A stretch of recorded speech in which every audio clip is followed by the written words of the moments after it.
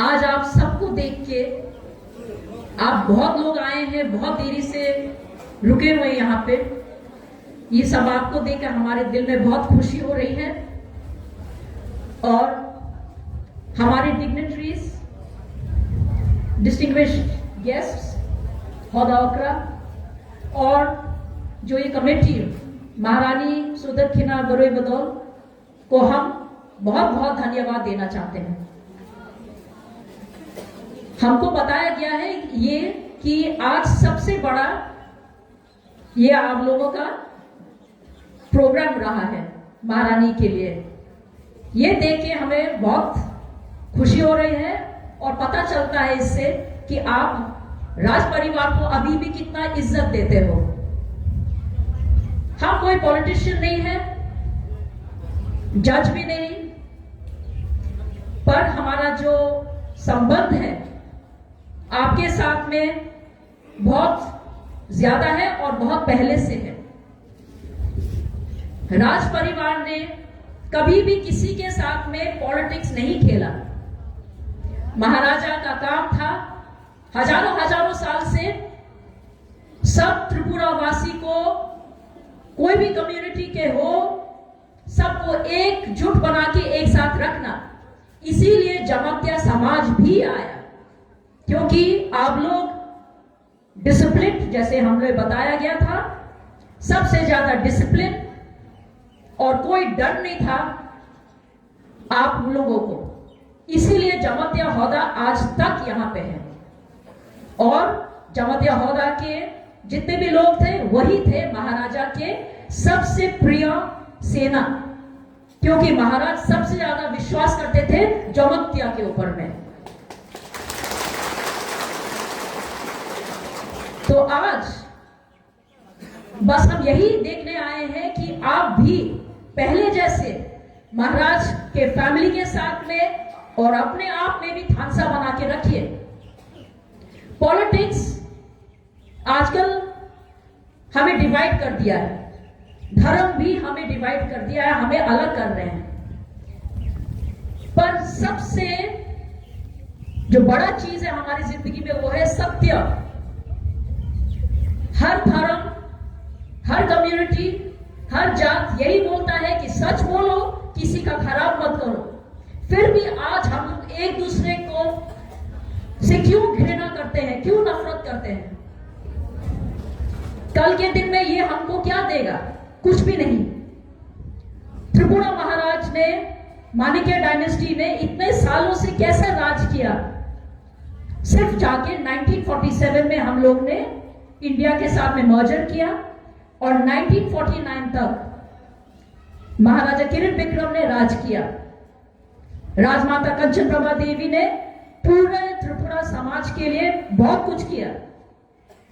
इसीलिए हम लोग हजारों हजारों साल से अभी तक है, जबकि पूरा नॉर्थ ईस्ट में कोई भी महाराज नहीं है मणिपुर को छोड़ के। तो हमारे अंदर में कुछ था पहले, वो हमारे अंदर में क्या था? यूनिटी, थानसा, जो कि अभी खत्म हो रहा है। हम यहां में कोई प्रॉमिस करने को नहीं आए हैं कि किसी के पॉकेट में इतना पैसा जाएगा या किसी को क्या मिलेगा। फिर अभी हम लोग भाषा को लेके बात कर रहे हैं, स्क्रिप्ट को लेके बात कर रहे हैं।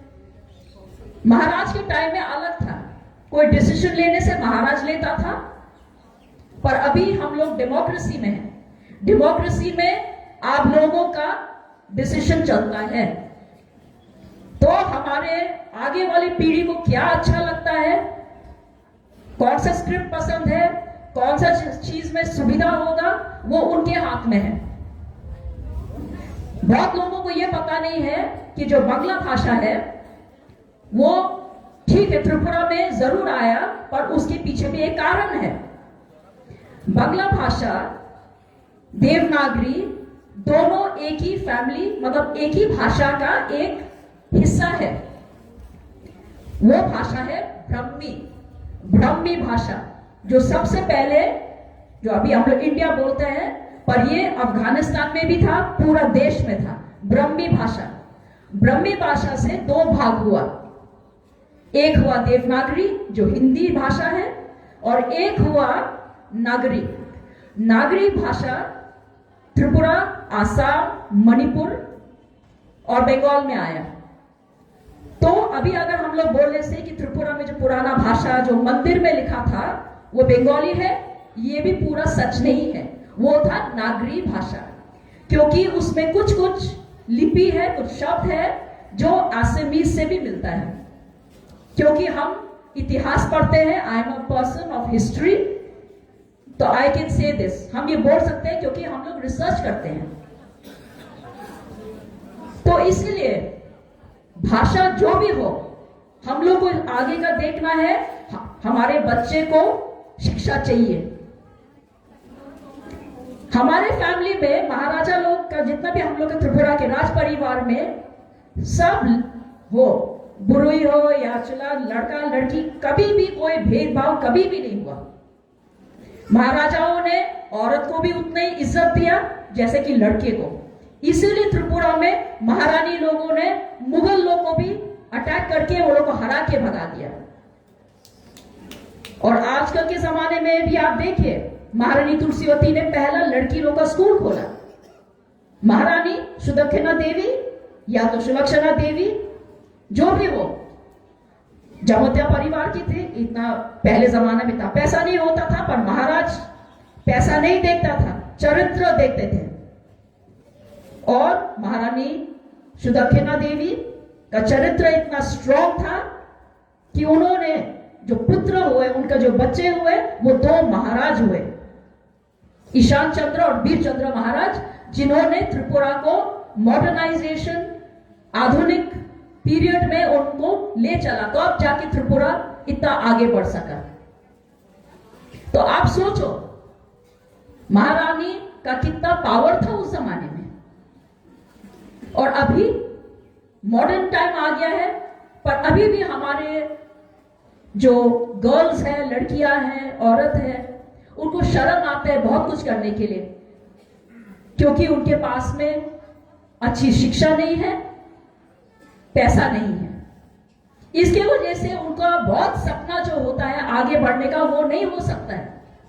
पर इसमें हम लोग सब जिम्मेदार हैं, क्योंकि कोई मदद नहीं करता है और विश्वास नहीं करते हैं कि औरत भी आगे बढ़ सकती है। जैसे कि हमने सुना यहाँ पे इंडिया में बहुत बहुत औरतों ने राज किया है। और ये जरूर मुझे भी खुशी है कि आप लोग ने ये जो बुरुई बदौल किया है, हौदा के साथ में मिलकर आप लोग काम कर रहे हैं औरतों के लिए, ये बहुत बड़ा स्टेप है। पर इसमें भी आपको समझना पड़ेगा कि आपका क्या प्लान है आगे जाके।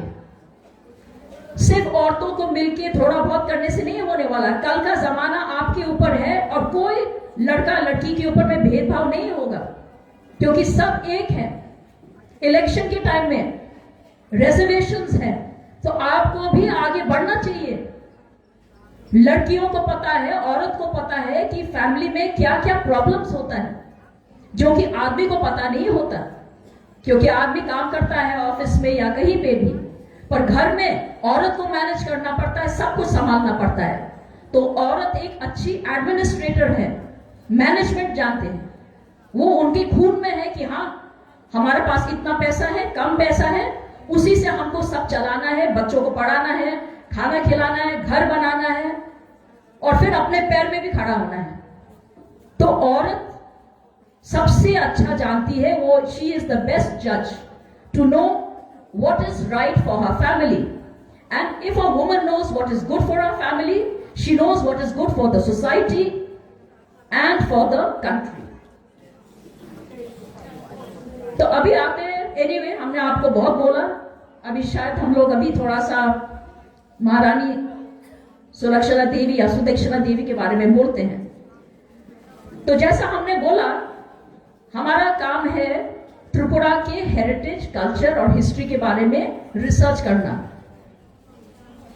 हमारा एक ऑर्गेनाइजेशन है जिसका नाम है intact, Indian national trust for art and cultural heritage, और हम त्रिपुरा के इंचार्ज हैं, कन्वीनर। तो बहुत साल से हम लोग रिसर्च कर रहे हैं त्रिपुरा के अलग अलग जगह में, मंदिर, और हमारे इन्वायरमेंट, पैलेस कैसे करके प्रिजर्व करना है, हमारे म्यूजिक, डांस, कल्चर, बहुत कुछ है इसमें। तो ये सब करने के टाइम में कुछ पुराने मंदिर है यही पे उदयपुर में, उसमें आपका जगन्नाथ मंदिर है। तो उस जगन्नाथ मंदिर में जब भी महाराजों ने पहले कुछ बनाते थे या महारानी कुछ बनाने से, उसमें एक इंस्क्रिप्शन होता था, मतलब एक राइटिंग होता था, और वो मंदिर में लगा जाता था कोई भी शुभ अवसर में, कोई अच्छा काम करने से। तो कृष्ण किशोर मानिक्य जब उन्होंने कैपिटल शिफ्ट किया उदयपुर से, जो अभी पुराना अगरतला, उस टाइम वो नया अगरतला बोलते थे, खैरपुर, तब भी उन्होंने एक वो स्टोन में इंस्क्रिप्शन राइटिंग लिखा। और यहीं पे जगन्नाथ डोल बोल के वहां पे भी इंस्क्रिप्शन है। वो हुआ था त्रिपुरा के नया साल में। वो अभी हमारे त्रिपुरा ईरा देखने से त्रिपुरा अब्दों में 1254 या तो एडी में 1844 एडी में जगन्नाथ डोल बनाया गया था, और वहां पे 3 मूर्ति रखा गया था, जगन्नाथ, सुभद्रा और बलराम का। और ये काम किया था महारानी सुलक्षणा देवी, उसमें लिखा है महारानी सुलक्षणा देवी और कृष्ण किशोर मानिक्य। तो हमको लगता है कोई कोई कॉइन्स भी है, उससे भी पता चलता है कि शायद सुदक्षिणा देवी और सुलक्षणा देवी एक ही है, नाम अलग अलग ढंग से लिखा है। जो भी हो, रिसर्च चाहिए, पर फिर भी ये छोटे बातों में हमको कोई डिवाइड नहीं होना है। हमको ये सीखना है महारानी से कि उनका कितना पावर था, वो कितना सपोर्ट करते थे अपने महाराजाओं को, और जो डिसीजंस है, जो भी कोई काम होने से महाराज हमेशा अपने महारानी से भी पूछते थे कोई भी कार्य करने के पहले। तो इससे ये पता चलता है कि औरतों को भी कितना बड़ा दर्जा मिलता था, कितना हक मिलता था। ये लिखा गया है, हम आपको किताब भी बोल देते हैं। वो किताब महाराजा राधा किशोर मानिक्य के टाइम में लिखा गया था इन 1907। महाराजा राधा किशोर मानिक्य ने बोला कि जितने भी पुराना पैलेस, टेम्पल, मंदिर को छोड़ के भी और भी जगह है जिधर में भी ये सब लिखा गया है हिस्ट्री के लिए, वो किताब बनाना चाहिए। तो वो किताब था श्रेणीमाला शिलालिपि संग्रह। तो उसमें ये हम 2 दिन पहले हम ऐसी किताब पढ़ रहे थे, तब हमने बोला अरे नाम ऐसा है, तब हमने सोचा चलो खबर देना चाहिए। लाइफ में बहुत सीखने को मिलता है, ज्ञान का कोई अंत नहीं होता है। ज्ञान हमेशा हम लोग को आगे बढ़ाएगा और हम लोग को यूनाइट करेगा, क्योंकि शिक्षा सबसे बड़ी चीज है। और इसको छोड़ के भी बहुत कुछ है, पॉइंट्स भी है, उसमें भी लिखा गया है। पर जैसा हमने बोला, ये सब छोटी बात है। हम लोग का मेन उद्देश्य, आज हम लोग यहाँ पे सब आए हैं, बहुत खुशी का दिन है, महारानी का ये जो जन्मदिन है ये मनाने के लिए। महारानी का समय कैसा होगा उस जमाने में, आप सोचिए। अभी भी त्रिपुरा में बहुत जगह है जिधर में जाने के लिए बहुत मुश्किल होता है, पहाड़ चढ़ के, नदी को पार करके, जंगल से जाना होता था। और पहले जमाने में महारानी के टाइम में जंगली जानवर बहुत कुछ होता था, फिर भी महारानी भी बाकी औरतों के जैसे ही थी, ऐसे ही जगह में उनका पालन पोषण हुआ। वो भी बहुत कठोर खराब समय से गए होंगे, मुश्किल से जिया होगा।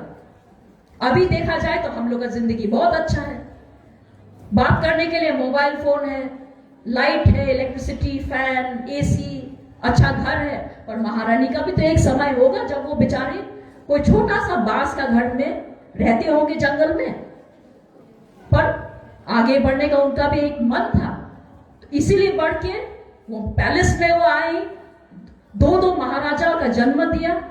कोई कहते 3, पर 2 का तो वीर चंद्र, ईशान चंद्र तो थे। तब पूरा लोगों का दुख देख के महारानी और उनके जो महाराज और बच्चे थे, उन्होंने समझा कि नहीं, हमको अपना त्रिपुरा को आगे बढ़ाना है। कैसे बढ़ाए? आधुनिक चीज करके बढ़ाना पड़ेगा, तब जाके हमारे जो कानून थे उसको भी डेवलप किया, उसको भी बदला, भाषा को थोड़ा सा और बढ़ावा देने के लिए लिखित रूप में किताबें निकाले। महाराजा वीरचंद्र का लाइब्रेरी दुनिया का सबसे बेस्ट लाइब्रेरी में गिना जाता है, बहुत लोगों को पता नहीं है। महाराजा वीरचंद्र एक साइंटिस्ट थे, आर्टिस्ट थे, गुड एडमिनिस्ट्रेटर और इंडिया का फर्स्ट फोटोग्राफर, जिन्होंने अपना रानी लोग को भी उतना ही इज्जत दिया और हर फील्ड में उनको इनकरेज किया, उनको बताया नहीं तुम लोगों को भी आगे चलना है। तो हमारे महाराजा लोग ने बहुत कुछ किया और हम लोग वही वंश के हैं। तो महारानी श्री दक्षिणा देवी जमत्या समाज से थी, पर उनका शादी कहां हुआ? महाराजा के फैमिली में। तो उनका जो खून है वो हमारे अंदर भी खून वही है, जो आपके अंदर खून है हमारा भी खून वही है। इससे बड़ा खानसा क्या हो सकता है? इससे ज्यादा हमारे अंदर और क्या है? यही खून का रिश्ता हम लोग हजारों साल से चल रहा है और इसको हम लोग को आगे और बढ़ाना है। बस इतने ही बोल के हम ज्यादा नहीं बोलना चाहते, आप लोग बहुत देर से रुके हुए हैं, पर हम आप सबको कंग्रेचुलेट करना चाहते हैं, धन्यवाद बोलना चाहते हैं कि इतने शुभ अवसर पर आपने हमको बुलाया। हमको बहुत अच्छा लगा आप सबसे मिलके। हम आप सबको खुलखा बोलना चाहते हैं, ऐसा और भी मौका हो।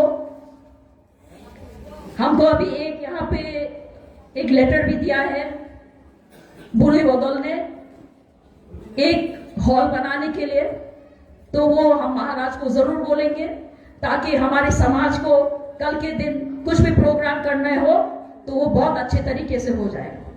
हम लोग हमेशा आपके साथ हैं, इसीलिए आप कभी मत भूलिए आगे बढ़ने के लिए हमेशा महाराज का फैमिली, माणिक्य डायनेस्टी आपके साथ आगे से रहा है और जिंदगी भर तक, लास्ट पल तक हम रहेंगे। खुलम खान।